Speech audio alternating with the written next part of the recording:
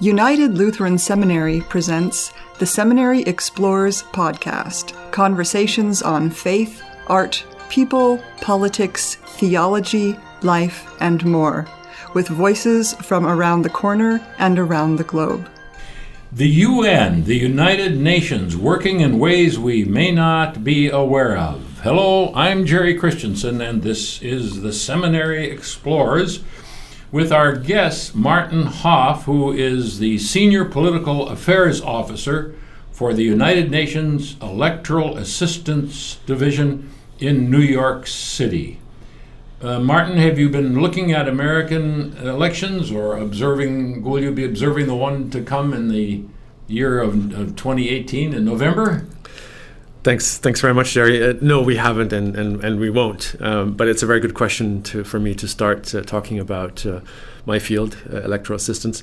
Maybe before I do that, to add or to say, you mentioned that I'm the Senior Political Affairs Officer. There's more than one of me around, so I'm not that special.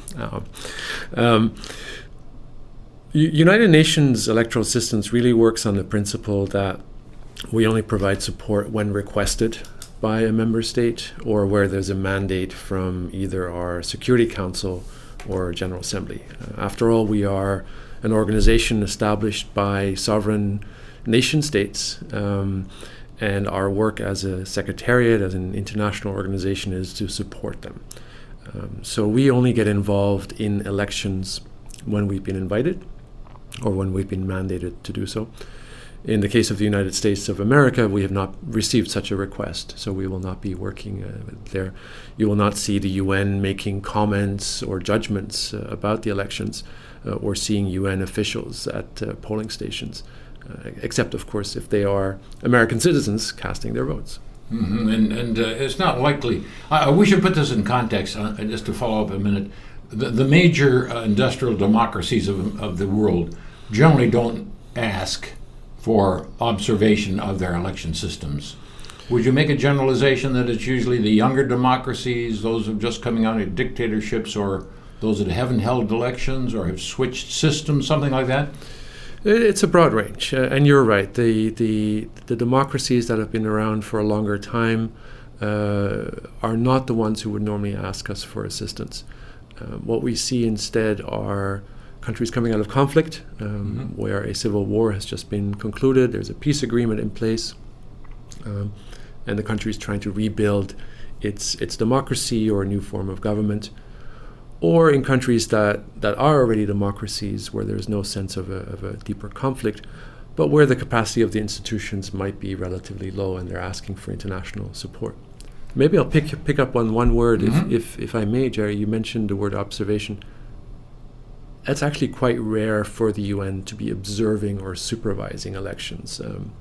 I know that's a common perception, and it's quite understandable because this is something the organization used to do quite often in the 1980s. Oh, yeah. But that has become quite rare these days. What we tend to do most of the time is what we call technical assistance, and that means that we're working alongside directly with the national electoral authorities of a country, providing them with technical expertise, with assistance, sometimes logistical support, for example, in getting ballots or ballot boxes transported throughout the country, and with financial aid. And the big difference between the two forms, assistance and observation, is that with assistance and what we normally do, we don't come out with a statement afterwards on whether the election was free or fair or not. We don't have an overall judgment on the quality of the process or on the legitimacy of the outcome. Some organizations still do that because we read in the newspaper former President Carter has been involved in some, but that's not generally the UN's role. So what happens next? I'm a young democracy and I come to you and ask that you come in and give technical support. What happens next? Well, Your people are going to meet with my people. I would love to have that conversation with you, Jerry. Was that easy? What happens is we have established, the United Nations is a large organization with different branches, different entities scattered throughout the world. And we've tried to create a sort of front door for all requests for member states. And that front door is in the department that I represent, the Department of Political Affairs. And so any request from a government would come to us. We would then take whatever is needed to assess the capacities of the country concerned, what their needs are, figure out whether we can add value, whether we can actually provide that expertise, and then also make a determination which branches or which parts of our very large organization would be best placed to do that. We also maintain in my office in New York a roster of experts. These are people from all over the globe who have worked in multiple countries as electoral advisors.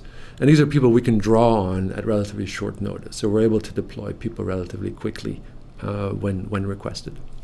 And the end result? The end result varies, of course, from election to election.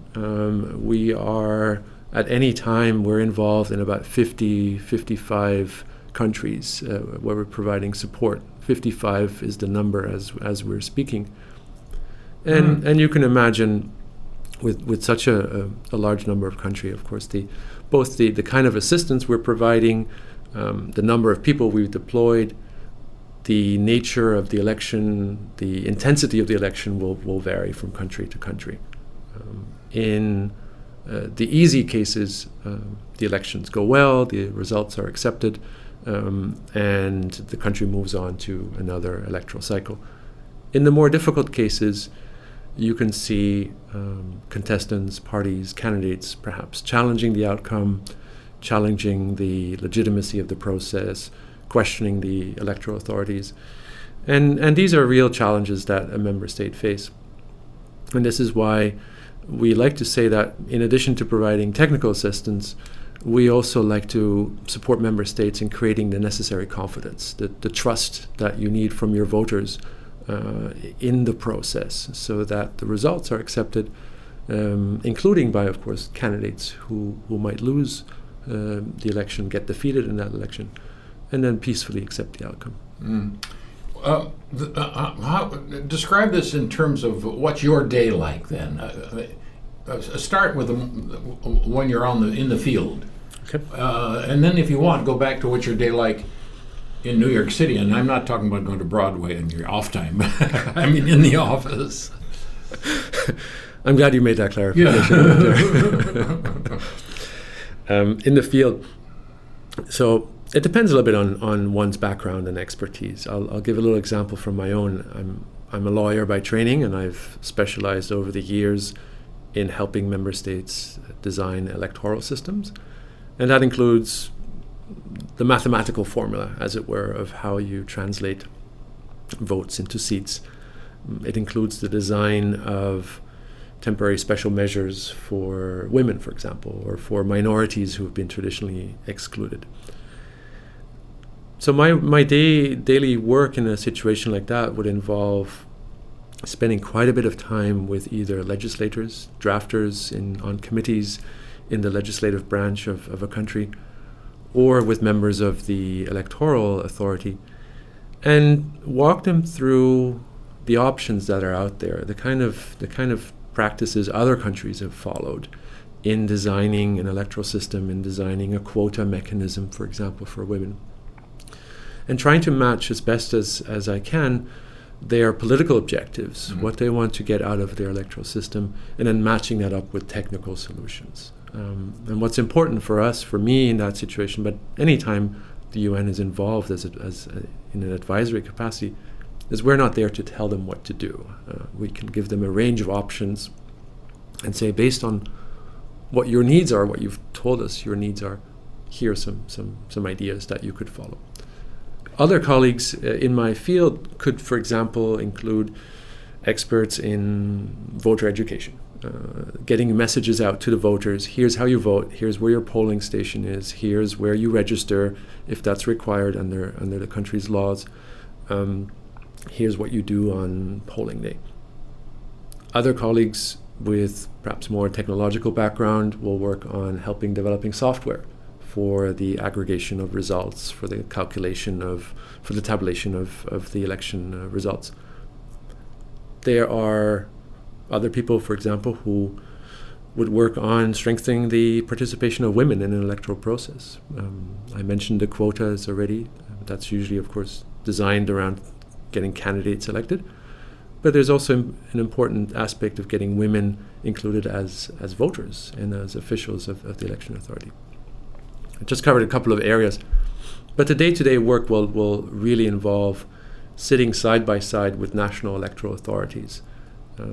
We always like to be co-located, as we call it, sitting in their offices so that we can build that relationship of trust, that we can really understand what they need in terms of their operations, and be the best possible advisors to them. In New York, things are a little bit different, and we have this jargon that anything that's not New York is the field. New York is headquarters for us. There we deal more with the aspects that I mentioned earlier, receiving the requests from member states, trying to come up with a coordinated response to what they're asking for, deploying people, deploying experts, setting our internal policies and standardizing the way we do our work, and maintaining that electoral roster of experts that I mentioned. Maarten Halff is our guest today. He is I was corrected on that, a Senior Political Affairs Officer for the United Nations Electoral Assistance Division, and you're listening to the Seminary Explorers. I'm your host, Jerry Christensen. The name is spelled Maartenhalff, and that indicates that you are Dutch by birth, perhaps? Absolutely. And but now, for 23 or more years, your home is in the United States. And English is maybe your first language by now, but at any rate, it shows that the United Nations is a United Nations, and it's not all English-speaking and not all Americans. A question that comes to my mind right away, since it's an important issue that one thinks about before one even thinks about giving technical assistance to elections, is human rights. What is your role in that? Would you turn people down because they don't have the right policy or practices on human rights? Do you get involved in the question of the vote for women and so on? Human rights play an important role, obviously, in our work. The right to vote and the right to stand for office are included among the international human rights obligations of member states. And two of our key documents that we base our work on are the Universal Declaration of Human Rights and the International Covenant on Civil and Political Rights for those member states who have signed up to it. And one thing we try to do in our advisory assistance role to member states is help member states meet their commitments under these two instruments. So we try to compare the legislation they have in place, their practices, and hold that up against their own international commitment and see how does that relate. I also mentioned the assessment that we do when we receive requests, and we would also look at the human rights situation in a country. Yeah. So, in that sense, when you have an egregious situation where there's been a dictatorship in power, or is now, or something related to that, and the situation is unfavorable to human rights, do you simply turn them down, or call us later when things straighten up, or you try to? Of course, if there's going to be an election, then you want to apply those principles, because you're making the first step. If you're going to have an election, obviously, you'd continue to be a dictatorship if there weren't that. So I think I'm answering my own question. But there is no easy answer to that question. We do tend to get involved in those countries that are in transition, that are making the change from perhaps a divided country, a country where there have been democratic institutions with limited capacity, to something that is more open. And indeed, as you said, the fact that there are holding elections is already a significant sign. But we don't make that an absolute requirement for providing assistance. I mean, if the institutions and the processes would be perfect, they wouldn't need our assistance to begin with. So we do look at overall at the human rights situation. We are aware of what is going on in the country. But on the whole, we would look at these requests as an opportunity, perhaps, to help a country along on that path of democratization, and seeing their request to the United Nations as a good signal that they're willing to progress further. How did you get involved in this in the first place, Maarten? Were you? It's been 23 years, and my guess is that this is the major job that you've had besides going to professional school. I think everybody I know in my field, my colleagues in the electoral field, I think almost everybody came into it by chance. There's no school for out there for becoming an electoral advisor or electoral official. Although I do know of one or two master programs that exist. In my own story, I was already working for the United Nations in Afghanistan. This was in 2003. I had a role as an in-house legal counsel, and the first UN elections team arrived to set up their operations and to provide advice to the first post-conflict elections and the first elections in decades in Afghanistan. And I volunteered. I offered my services. I said, I don't know anything about elections, but you were a lawyer. I'm a lawyer. I can draft things for you. They can do anything. Lawyers can do anything. I can draft things for you. If you teach me, if you show me what you need, I can help you do that. And that was a success. It worked out. They had a need for a lawyer at that point, and somebody took the time to show me what was needed. Mm-hmm. That led to another job. I moved on to Liberia in 2005, where again I worked as a legal advisor on the electoral team.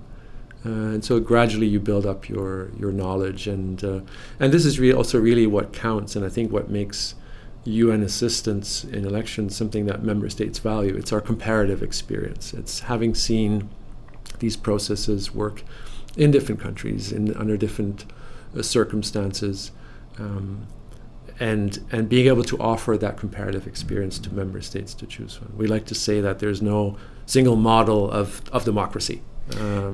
And this is important in our work as well. Without necessarily mentioning the names of any of the nations or governments, tell us a success story or two that's given you a great deal of satisfaction. When elections were held in places, you've already said Afghanistan, that was, there's a long way to go, but there had been elections there, almost unbelievable, but they had held one. You don't need to name the nations if you're not allowed to do that. Latin America? I wanted to bring up Civil War countries? An example I was personally involved in, where it was Nepal, where they held elections in 2008. It's a monarchy otherwise, right? It used to be. It used to be. It no longer is a monarchy, and this was a period of remarkable transition for the country, where there had been an internal civil conflict for quite some years, and in 2006, the different parties and the different groups involved in that conflict came to a peace agreement, which included a path to adopting a new constitution, figuring out a new political constellation and a new vision for the country, and moving on to something that was different from what they had experienced in the previous decades. The United Nations had been asked to provide assistance, and we had a small team of advisors working with the National Election Commission there. What was, to me, stood out as a success is that the results were accepted afterwards. This was a moment of... That is the main thing, right? No matter how much you do, it's got to be accepted by use. Absolutely. Ultimately, for us, the ultimate litmus test, the proof of that an election has gone well, is a peaceful acceptance of the results. There used to be an old joke about the difference between democracies and those that are not democracies. And in democracies, the candidates run before the election. But that is a remarkable story, almost miraculous, isn't it?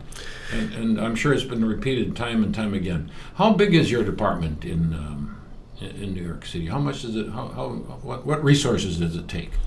So in New York, it's a small team. We're 25 people, 25 officials. We cover the globe, as I mentioned, the 55 to 60 member states at any given time. The number of people working in the field outside of New York, the ones that are providing assistance, is far larger than that. I don't know how many are active in the field at the moment, but let me give you an example. On our roster of experts, we have approximately 800 names, 800 experts who are available in principle for assignments in the field. We've been talking to Maarten Halff, who is a Senior Political Affairs Officer for the United Nations Electoral Assistance Division, and we've talked about the United Nations working in ways we may not be aware of. I certainly wasn't aware of this, and I'm grateful to him for filling us in. For the Seminary Explorers, I'm Jerry Christensen.